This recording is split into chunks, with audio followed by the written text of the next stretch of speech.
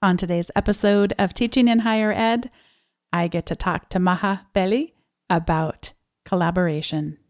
Produced by Innovate Learning, maximizing human potential.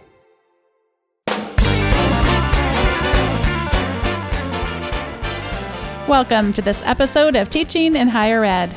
This is the space where we explore the art and science of being more effective at facilitating learning. We also share ways to increase our personal productivity approaches so we can have more peace in our lives and be even more present for our students.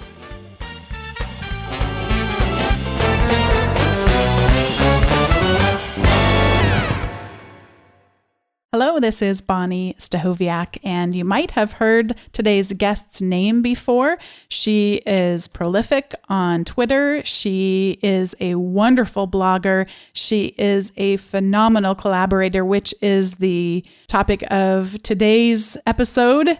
And she's the winner of the first annual Manure Award. And I'm so excited to be able to talk to her today. Today's guest is Dr. Maha Bali.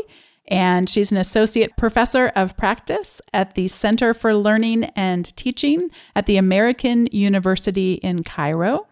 And she's a full-time faculty developer and also teaches courses. She'll share a little bit about that in today's episode.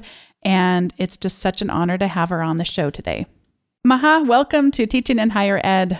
Thank you, Bonnie, for having me. I'm really looking forward to this conversation. You know, I have been looking forward to it for a while. We mentioned your name because you are the big winner of the first annual Manure Award. I am so proud of that. And a guy, Nick, who teaches in the Middle East, wanted me to start the episode by telling you congratulations for that. And he enjoyed hearing your story. We're talking today about collaboration. And one of the things I'd love to hear from you is what is an early memory of powerful collaboration that you have, whether that's from your childhood or even early in your career? It's funny because the first one that comes to mind was related to Valentine's Day at my high school. And maybe that's because there was a digital pedagogy chat about love recently. Mm-hmm. But in my school, we had, for Valentine's Day, we do this thing where instead of each student getting their own flowers, we would organize it so that we would get orders for flowers, what kind of flower, what color flower. So I had like roses and carnations and white and red. And people would say what kind of flower they wanted and who they wanted it to go to and whether they wanted to be anonymous or if they wanted to leave a note. And one of my friends used to do it before, and then he graduated and it was my turn. I decided to do it. And I remember very well that to get that happening, a lot of people pitched in to help me at different stages of the process, including getting the orders and then putting the flowers in the right place and then distributing them the morning of Valentine's Day and making sure they got to the right place. Yeah, and that was a collaboration. And my parents collaborated too, like driving us around to go and get the flowers and to and from school and stuff. That must have been quite a team there coming together around those flowers. What are some of the things that you think when you think about collaboration? And because of course this is something that is integral to your work and something that you promote and instill and teach and encourage. What are the most common things that you observe that hold people back from being good at it? Oh, what holds people from being good at it? That's a good question. There are several, I guess. One thing is definitely power and hierarchy. So what I found, because, I'm very well known for being very good at virtual collaboration. And the reason I think virtual collaboration works really well is that there's usually no hierarchy between you and the person that you're working with virtually because they're not your boss. They're not competing with you for a job. We're just two people interested in the same thing and working together, and it's good for both of us, and we don't need to really worry about that. There are power differences definitely in a lot of different ways, like whose language is more dominant, who's more known in the universe, and that kind of thing. But that hierarchy type of thing gets in the way of trying to collaborate with people who are with me face to face, for example. And I still do, but these things get in the way a lot more. And the other thing is, I think, letting yourself go and letting yourself give. I don't think all people have the same willingness to open up themselves when they're collaborating with someone, to give everything they can into that collaboration. And then I think, of course, all kinds of misunderstandings, when you're working with somebody, people want to work in different ways or they want to prioritize different things and they don't always know how to express them or to, they don't always realize that they need to be explicit about certain things. So, for example, this is something I talk about a lot. Working on Google Docs with people, which I love doing. Sometimes you just need to let people know in advance that if we're going to work in this document, what does it mean to resolve a comment? Because, and this is a gender dynamic, that usually women, if you start a comment and you start having discussions about it, usually men are very happy to just go and resolve the comment without going back to the original person who made the comment. I'm generalizing here, but I've had some experience with men who do that. And women are usually much more careful about that. Are you done? Can I resolve the comment? Whatever it is you're working on, there's certain sort of norms that if you haven't worked with that person or that group of people a lot in advance, then you could have problems with that kind of thing. One of the articles I've got on hybrid pedagogy with the RISO 14 group is called Writing the Unreadable Untext.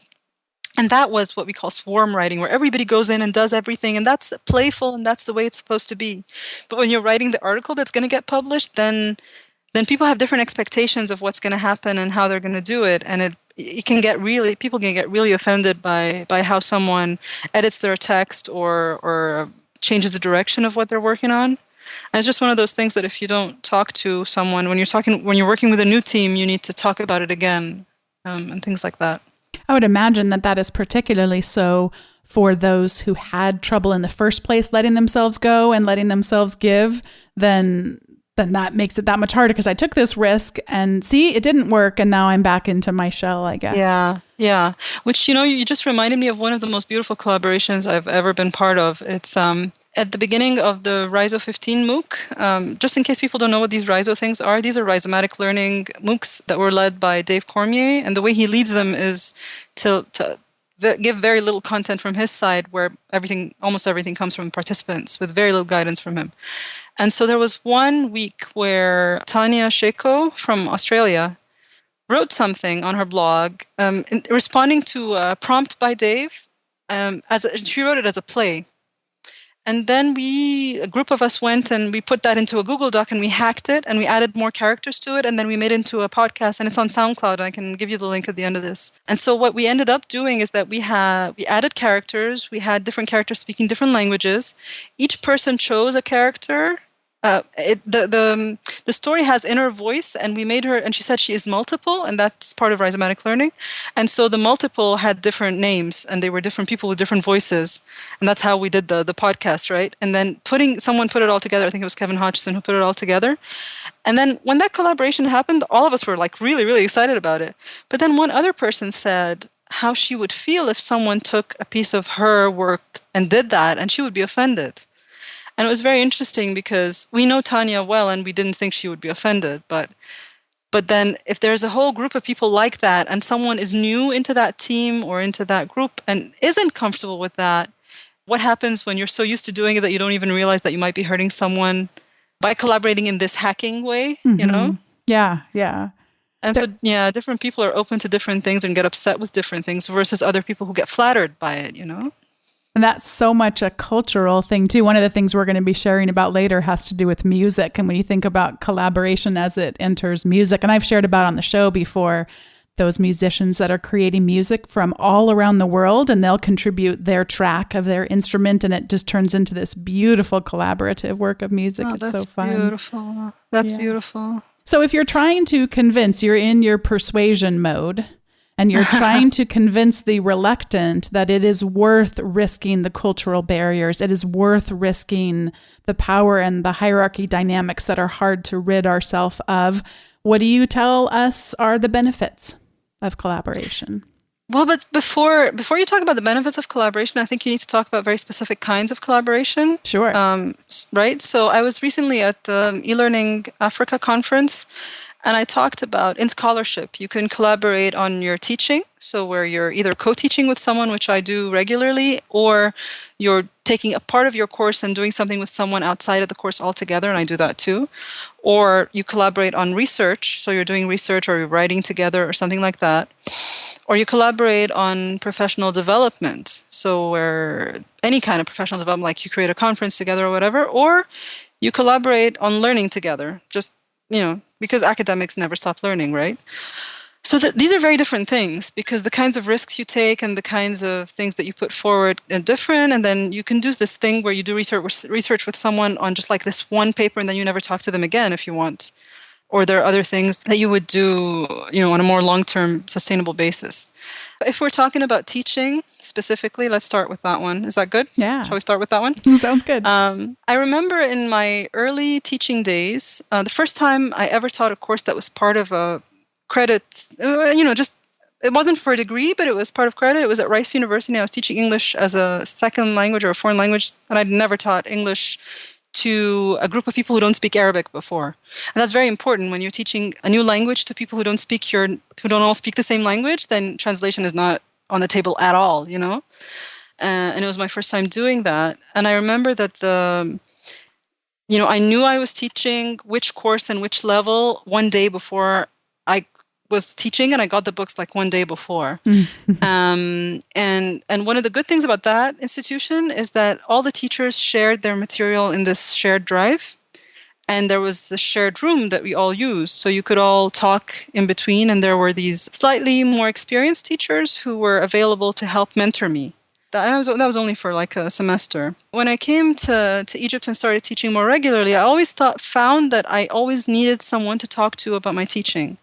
Like there was always something that I was wondering, what should I do next? Oh, this happened today, and what does it mean? And I don't know if I'm assuming other teachers have those questions, but teaching is usually thought of as an isolated profession where you don't usually do that. I mean, like I got the Manure Award because I shared a teaching failure. I'm very open to sharing my teaching failures.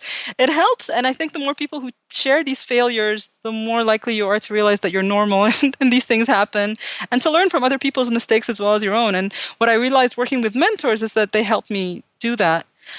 I sought those mentors. It wasn't something that was offered to me when I came back. It was just something that I sought for myself. But that's a hierarchical kind of relationship. It's someone with much more experience than you, and you're seeking their advice and so on. But now what I do, I co-teach a course on creativity. My co-teacher is a really good friend of mine whose name is the same as my daughter's. Her name is Huda. We work together at the Center for Learning and Teaching, which is my main job, but we also co-teach this course. And what we realized, both of us working together, is that even though we teach separate modules, we get to talk a lot, first of all, about the students and how to deal with particular students who are, need certain things or motivate in different ways that usually nobody, even a mentor, has because they don't know that student, right? They would never really know the dynamics of that particular class. And then we also collaborate on thinking about assignments for each other's modules and like small trips or experiences that we can offer the students. And it's enriched my teaching a lot because it gives me more ideas for my teaching than I would get if I was just doing it on my own, and it supports me when something goes wrong. And also, it has the added advantages that if I have to go somewhere for a day, she can take over that class and vice versa. And then collaborating with people outside of the class altogether, I often do some stuff on Twitter with my class, and I love doing that for my teaching because it offers the students, it just opens up the student's mind that, I'm not the only expert on this thing, and I'm not really necessarily the best expert on this thing, but that doesn't mean that you shouldn't try to seek help from somewhere else. And there are other students doing the same thing that you're doing, and maybe you can learn from each other. And that sort of opens the window of my class to what is possible, and I think it gives them more ideas than what they would get on their own.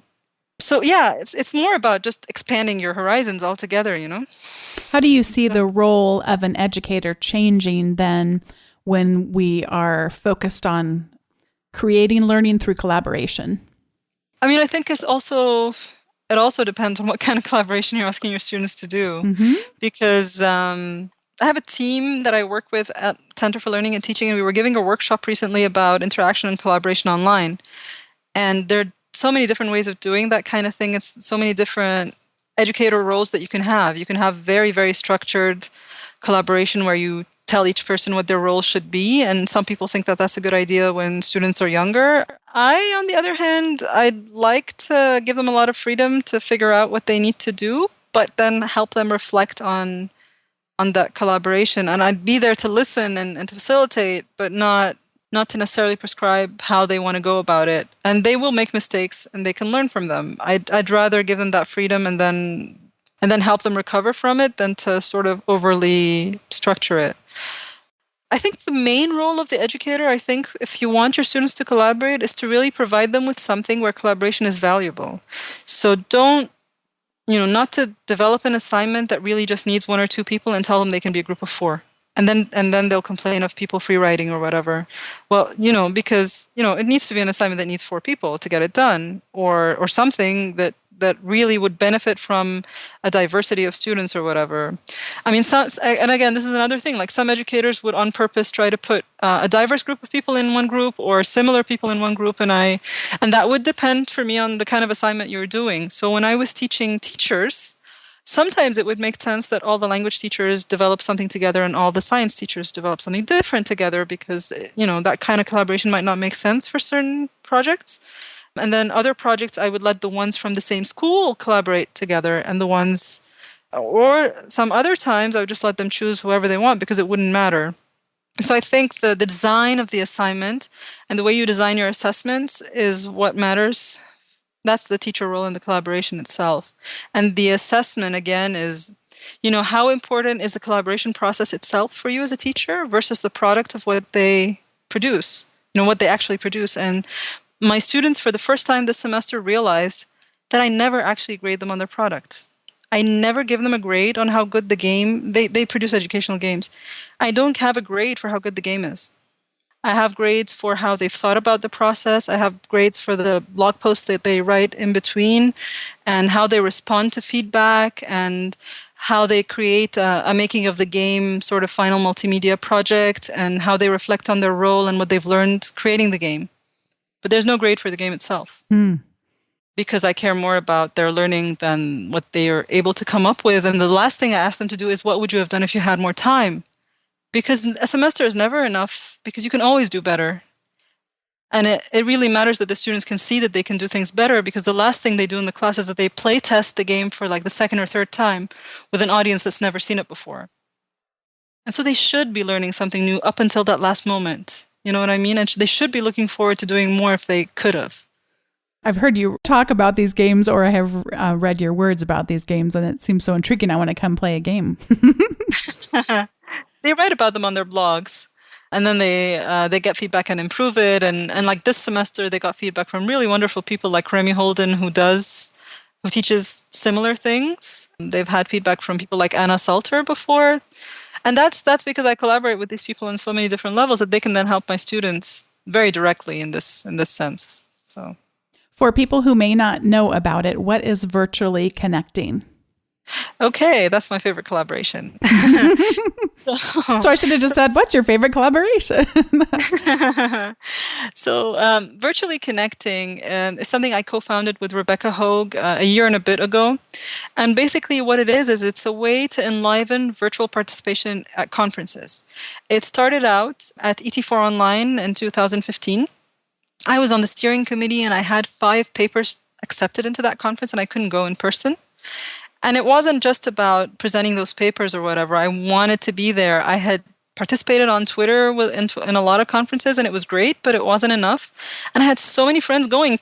I thought I was going to be able to make it, and I couldn't. And Rebecca and I were in conversation about that, and she said, well, I could be your buddy on site and connect you via video to people there, and they can talk to you. And we tried that out, and for very funny reasons, we ended up using Google Hangouts on air because technically that was the easiest one for me to put on YouTube immediately after it was done without having to upload because my upload speed is very slow. So what we ended up doing was having these conversations between me and people at a conference. But because we're using Google Hangouts on air, we could live stream them and record them so that other people could watch. And because Google Hangouts allows you to have up to 10 people, we started inviting other people into that conversation. And then we started realizing that it was fun for people other than myself, right?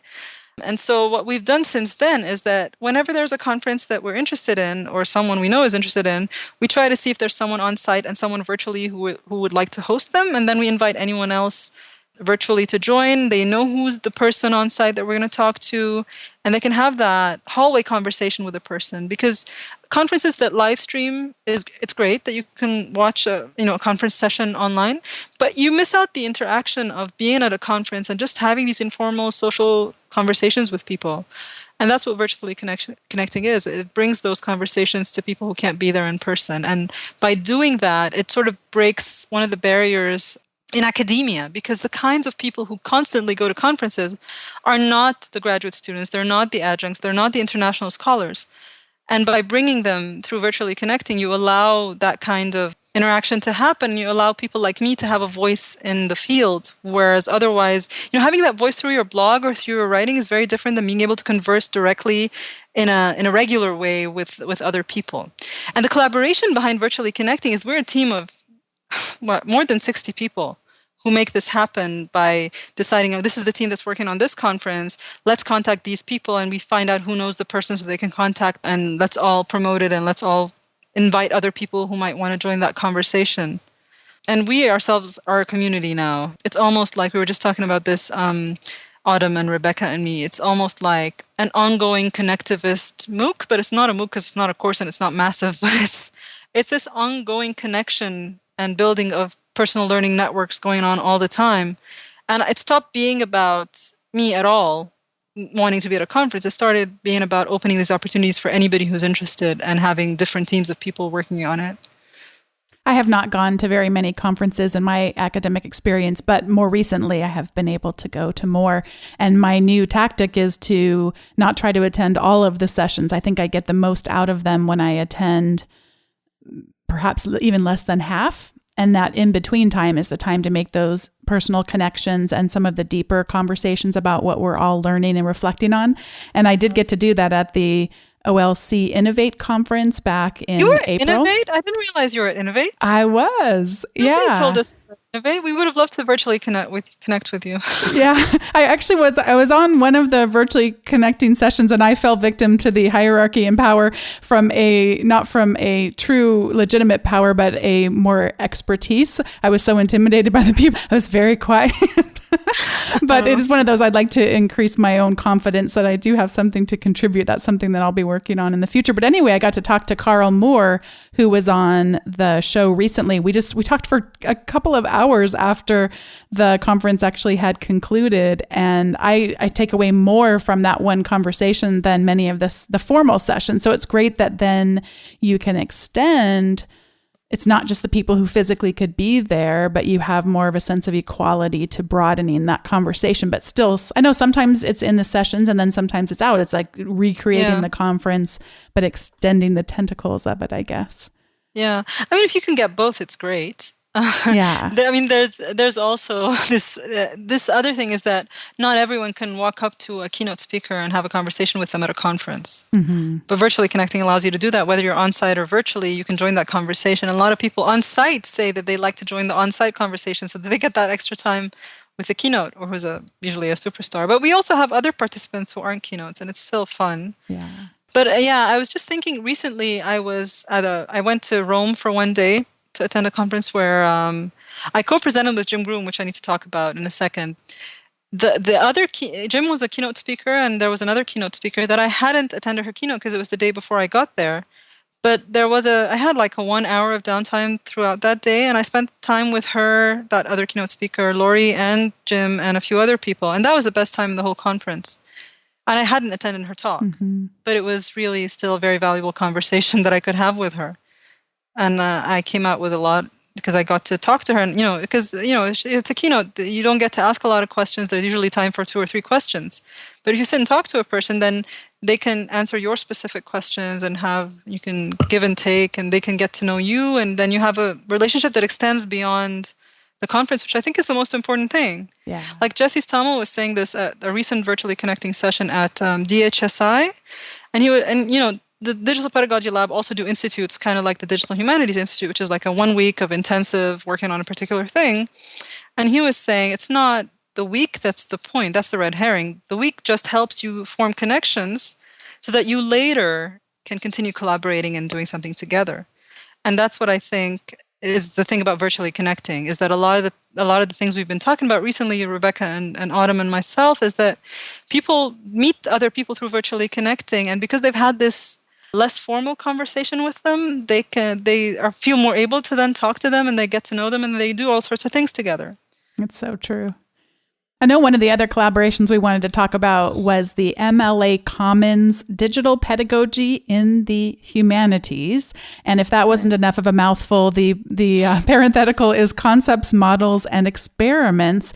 And I know that you are doing some collaboration on this. So would you like to take it from here and maybe share a little bit more about what is this tool? And I don't think it's restricted, just the value is not restricted just to the humanities. I don't teach in the humanities, and I find a tremendous benefit in going in and navigating the site. So tell us a little bit more about it, and then how you are collaborating. I mean, I think it's beneficial to anyone who's doing any digital work, and maybe even not digital work. But it's really cool because different people are creating different keywords, and not a very they're not like really long book chapters, right? So there are people curating a keyword, giving examples of how. If you want to focus on that keyword and you're teaching something digital, then these are some resources that you could use in your teaching, or examples of how other people have done it in their teaching. And the way I think of it as a book, but it's not really a book, I guess. But it's done on GitHub, and then they have an open peer review process. So the editors look at it, and then there's an open peer review period where anybody can read the stuff and give them feedback and comments and so on. And there's one of the keywords from a couple of times. There are phases. So a couple of phases ago, there was the keyword failure, by the way. Speaking of the manure episode. And then I'm collaborating with Mia Zamora on the network keyword.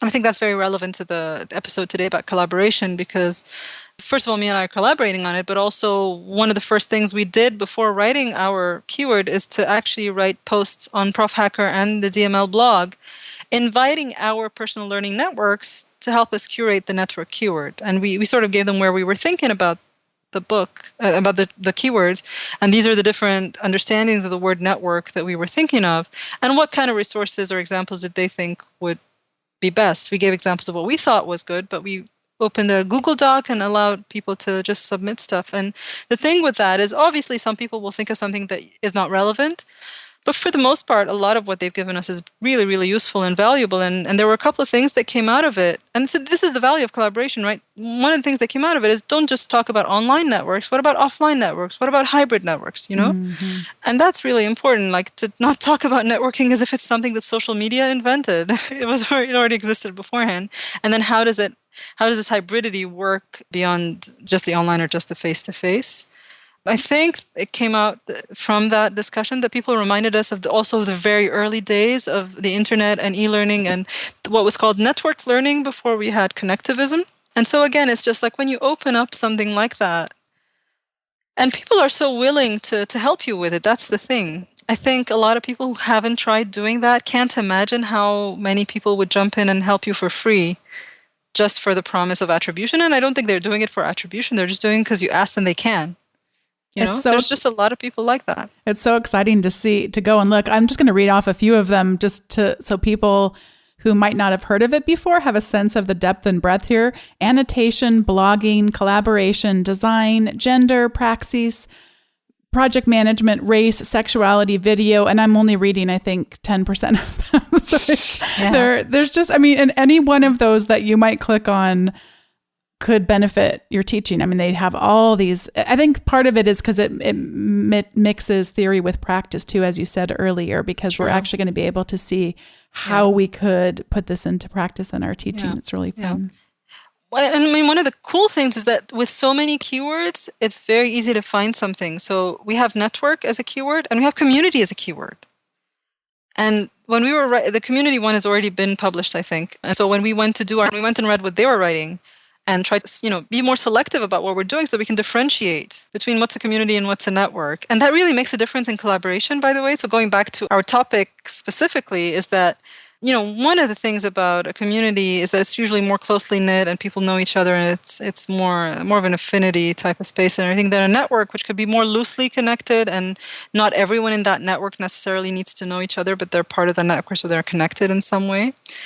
And so I was thinking of a couple of recent collaborations of mine that are pretty hybrid in the sense that I know the people online, but then we did something face to face together. So one of those was Digital Pedagogy Lab Cairo. So this is done by the hybrid pedagogy peoples who are now called Digital Pedagogy Lab. And so people like Jesse Stommel and Sean Michael Morris and Bonnie Stewart, I've known for like 2 and a bit years online. And I was able to invite them over to Cairo to have this big event over here. And during that event, I co-facilitated a forum with Bonnie and I co-facilitated a session with Jesse. And obviously we collaborated to make all this happen, right? But the fact that Jesse and I who had never met each other in person before, could just sit together for a couple of hours, get our workshop together, and then give it together comfortably and be able to bounce ideas off each other throughout that event whenever we were in the same room in the session, that is amazing. And people don't really usually believe that we'd never met face to face before.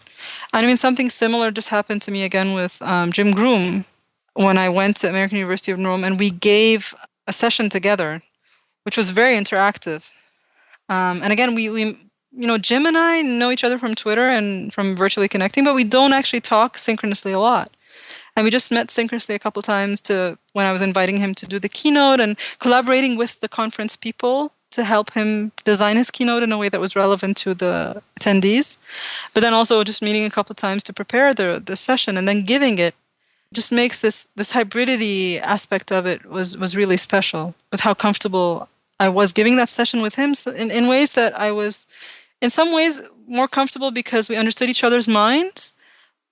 In some ways more than people who work with me face to face, because when you're face to face, you don't say all your ideas out loud. But if you blog them and you write them all the time, then the people who read you know a lot of what's happening inside your head rather than just what you choose to say in the limited time and space you have in face to face, if that makes sense. Oh, it absolutely does. When I was talking about the experience that I had on virtually connecting, that will get easier as more of that hybrid type of thing happens, and it happens in different formats, and sometimes it's live and sometimes it's asynchronous. I can totally see what you're saying.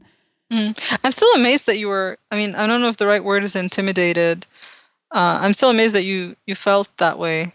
I always think of you as a really confident person. I remember that Jim Groom was one of the people who was on the session, and I remember thinking, I have nothing to say if he's in the quote unquote room. But I have to get over that. That's something that we can all work on, because I think part of it is, I'm trying to think of the correlation between, people talk about honesty. Honesty isn't just that what I say is true, but it's also that I share the truth. Sometimes we talk about honesty. It isn't just that I tell the truth, but it's also that I have the courage to speak up. So it's not that all the words that are coming out of my mouth are true, but that I'm sort of forcing the words to come out if the truth hasn't been made present already. And I sort of see that with this too, that you do have to have not a form of confidence in one's self, because I've been really good at shedding that off in academia. I think academia, that's just a messy proposition if we're trying to win academia's game, because I'm never going to win that game. But the game that what you believe in so much for learning and for teaching, if that doesn't get said, I think you're not doing your responsibility as an educator. Yeah. This is the point in the show where we get to move to recommendations. And I mentioned to you that I'm going to be recommending something musical today, and when I play it, you won't get to hear it, I guess. I have to ask my husband about that, because I'm wondering maybe if our setup here, because I thought everyone was able to hear it, but I'm going to start playing it and then I'll talk about it as it plays. The music that everyone except Maha is listening to right now is from Maggie Rogers, and she is an NYU student, and the quote unquote audience is the other music students at NYU, but also a famous musician, Pharrell Williams, who I think is most famous for his song called Happy that was in the movie Despicable Me. I think I'm getting that right. He is an artist in residence at NYU, and got to hear her music live. And I'm linking to this in the show notes. I hope everyone will go and look at those, because it's not just hearing the music, but it's also seeing the expression on Pharrell's face as he hears her music, because he's just completely captivated by it, and it is incredibly captivating music. And it's just beautiful to watch the expression on his face, and then it's very beautiful to see him encourage her as a musician as her teacher at the end. And it just spoke to me so much about music, the beauty of it. It spoke so much about teaching, about learning. And I just suggest people go click on the link and check that out. And Maha, what do you have to suggest to the listeners today? So I have a couple of recommendations. One is definitely try virtually connecting. You can go to virtuallyconnecting.org and check out which conferences we're going to be at soon. If you're in any pedagogical field, you'll probably find something of interest to you. And you can watch if you're not comfortable joining sessions, but there's always space for people to ask to join sessions. So I hope people will come, because it's some of the best learning you can get. Because one graduate student recently wrote about how, as a graduate student, you don't have insight into how academics behave and how they are like when they let their guard down, when they're unplugged, and that virtually connecting offers you that, and then it makes you feel like other academics are actually just human, just like you, and you can start to imagine what that might be like. And to have conversations with these kinds of people early on is really helpful. So especially for younger people or early career academics, I think I would definitely recommend virtually connecting. And then the other thing is, just speaking of hybrid collaborations, after we had Digital Pedagogy Lab Cairo, Sean and Jesse asked me to become the international director for Digital Pedagogy Lab, and so they're having an institute in Fredericksburg, Virginia, in August, and that institute is a much larger one than the Cairo one. It's got 4 tracks and all that, and they've got a virtually connecting fellow who's Autumn Keynes, who's one of the principal members of Virtually Connecting. And what we're trying to do is we're trying to have a good amount of hybridity in the conference. So it's a digital pedagogy thing that's on site, and it totally makes sense to have a digital aspect to it. And so there's that collaboration where we're trying to have a lot of hybrid sessions there. So if you can make it on site, there are awesome people there like Kathy Davidson and Tressie Macmillan Cottom and Amy Collier and Lee Scalar-Bissett and Martha Burtis. And I hear Audrey Waters is going to be there too. Yes, Audrey is one of my favorite people as well. A lot of really, really wonderful people there, and Jesse and Sean, of course. But if you can't make it on site, we're going to be virtually connecting from there and trying to bring in as much as we can of that. So, and trying to internationalize it. That's the part of the international director part, is that I'm trying to bring in people from different parts of the world to be able to have a voice in that event, even if they can't be there on site. I was quite salivating when I read the description for it, and I'm not going to be able to make it in person this year. And I'm so glad to know that there'll be opportunities to connect in other ways. Yeah. And there was one last year. Hopefully there'll be another one next year. They're trying to have an international one every year. The first one was in Cairo. There's one in Prince Edward Island in Canada this year, but in the future they'll have at least one outside of the US. So hopefully, and obviously another one in the US, inshallah. And so hopefully you'll have other opportunities. But for this year, if you can't make it, there's virtually connecting. And if you can, there's still a few spaces left as we speak. I don't know by the time the podcast goes out, but because some of the tracks are closed, but maybe others. And the keynotes will be live streamed and I think public. So if you live nearby, I mean, that's not the case for you, but if you live near Virginia, you might want to drive over for a keynote or two. Oh, yeah. Well, Maha, thank you so much for investing your time, not just today, but your time in all of us. You are a master educator and someone who teaches every day of your life. And thanks for all of your contributions to our work and the model that you provide for collaboration. It was just so fun to get to talk to you today. Thank you so much. I don't know necessarily that I'm a master whatever, but I think I'm a master learner. I think I'm a good learner. And I think, if you want to keep learning, I think collaboration is necessary because you need to learn from somebody and with somebody. Yeah. So couldn't agree more. Thank you, Bonnie. It was so great to get to have a conversation with Maha today. This is episode 108 of the Teaching in Higher Ed podcast. If you would like to look at the show notes, and trust me, there's going to be a lot of clickable things in there, you can go to teachinginhighered.com/108. You're also welcome to make comments there or tweet to me at BONNI208 or to Maha at BALI_MAHA. But we'll also have links to those things in the show notes at teachinginhighered.com/108. And if you don't want to remember to go to download and look at teaching notes and all that stuff, just subscribe to our weekly updates. And you can do that at teachinginhighered.com/subscribe. And that way you'll get those automatically coming into your inbox once a week, along with most weeks an article about teaching or productivity written by me. And I look forward to having you connect in some way or another, whether that's on Twitter or through the email updates, or we even have a Slack channel now with a number of people from the community. And it's really been fun to kind of have that open collaboration, but also there's enough of a privacy sense where we're not completely out to the open public admitting our failures, etc. So feel free to get in touch with me if you'd like to be added to that Slack group. And just thanks so much for listening. As always, if you have suggestions for future topics or future episodes, you could do that at teachinginhighered.com/feedback. And love to see those reviews coming in on iTunes. That's helping more people discover the show and helping us overtake the Pirates podcast, the history of pirates. I have no ill will toward the people that produce that podcast other than a fine sense of competition that I'd like to overtake them at some point in the coming weeks. I probably shouldn't have admitted that here on the show, but I just feel so open now after talking to Maha. I feel like I should just say it. So go up and leave a review or put a rating. You could just put a number of stars up there, and that'll help more people discover the show. Thanks so much for listening, and I'll see you next time.